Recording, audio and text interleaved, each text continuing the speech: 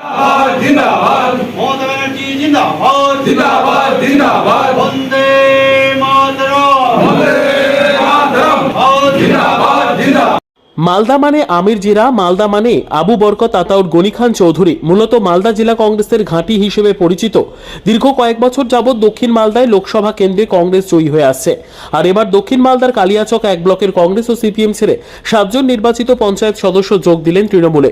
এর ফলে কংগ্রেসের দখলে থাকা শিলামপুর 2 গ্রাম পঞ্চায়েতটি একক সংখ্যাগরিষ্ঠতায় তৃণমূল দখল করতে সফল হলো।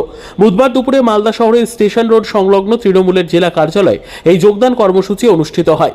উপস্থিত ছিলেন তৃণমূলের জেলা সভাপতি তথা বিধায়ক আব্দুর রহিম বক্সি সহ কালিয়াচকের ব্লক সভাপতি সরিউল শেখ সহ কালিয়াচক 1 ব্লকের দলীয় নেতৃত্ব। এদিন শিলামপুর 2 গ্রাম পঞ্চায়েতের প্রধান ফিরোজা খাতুন সহ কংগ্রেস দলের 6 জন নির্বাচিত প্রতিনিধি উপস্থিত থেকে তৃণমূলে যোগদান করেন।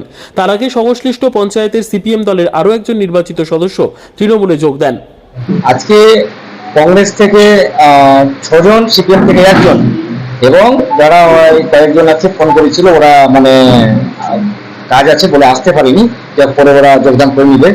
ওখানে আমাদের 21 জন মেম্বার শিলামপুর 2 অঞ্চলে কালিয়াচক ব্লক সুজাপুর বিধানসভার অন্তর্গত পড়ে, সেখানে 21 জন মেম্বার টোটাল। তার মধ্যে আমাদের 5 জন ছিল এবং আজকে 7 জন প্রধান উপপ্রধান এবং মেম্বার সহ আজকে আমাদের তৃণমূল কংগ্রেস যোগদান করলেন এবং আমাদের আজ থেকে শিলামপুর 2 অঞ্চলে তৃণমূল কংগ্রেসের প্রধানটা আজকে আমরা গ্রহণ করি। আপনার নাম? আমার নাম মোহাম্মদ সরিউল শেখ, কালিয়াচক ব্লক তৃণমূল কংগ্রেসের সভাপতি। প্রতিনিধি ছিলাম এতদিন, কিন্তু মানুষকে সরাসরি পরিষেবা দিতে ব্যর্থ করেছি তবুও অল্প, কিন্তু মানুষের স্বার্থেই কাজ করতে চাই। মাননীয় প্রধানমন্ত্রী মুখ্যমন্ত্রীর আদর্শ ও উন্নয়নমূলক কাজে আমরা অনুপ্রাণিত হয়েছি বলে আমরা জাতীয় তৃণমূল কংগ্রেসের পতাকাটা হাতে তুলে নিলাম। কংগ্রেস নেতৃত্বকে জানিয়েছেন? হ্যাঁ, জানিয়েছি। কি বলেছিলেন তারা? আমরা মানুষের স্বার্থে কাজ করতে চাই, তারা বাধা দিলেও আমি মানুষের স্বার্থেই কাজ করব। এখন আপনারা কি করবেন? কি ধরনের কর্মসূচি নেবেন? এখন উন্নয়নমূলক কর্মসূচি গ্রহণ করব।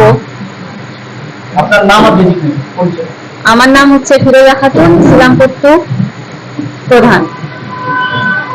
আজকে আমাদের জয়নিং সভা অনুষ্ঠিত হলো কালিয়াচক 1 নম্বর ব্লকের শিলামপুর 2 নম্বর গ্রাম পঞ্চায়েতের প্রধান ফিরোজা বিবি সহ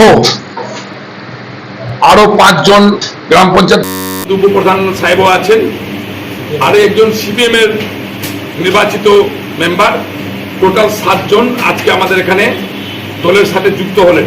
অর্থাৎ শিলামপুর পঞ্চায়েত আমাদের তৃণমূলের দখলে, আজ থেকে তৃণমূলের দখলে আসলো এবং আমাদের ওখানকার কালিয়াচক 1-এর যে ব্লক সভাপতি তৃণমূল কংগ্রেসের সারিউল ইসলাম, তার নেতৃত্বে এবং পার্টির নেতৃত্বে আজকে তারা সকলে মিলে এখানে জয়েনিং করেছেন।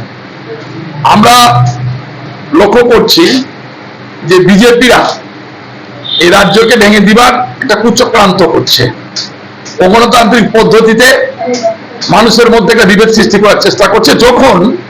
তখন মমতা ব্যানার্জিকে সমর্থন করে আজকে কংগ্রেসের সেখানে গ্রাম পঞ্চায়েত ছিল, তারা সকলে মিলেই কিন্তু আজকে এখানে আমাদের দল যুক্ত হচ্ছে।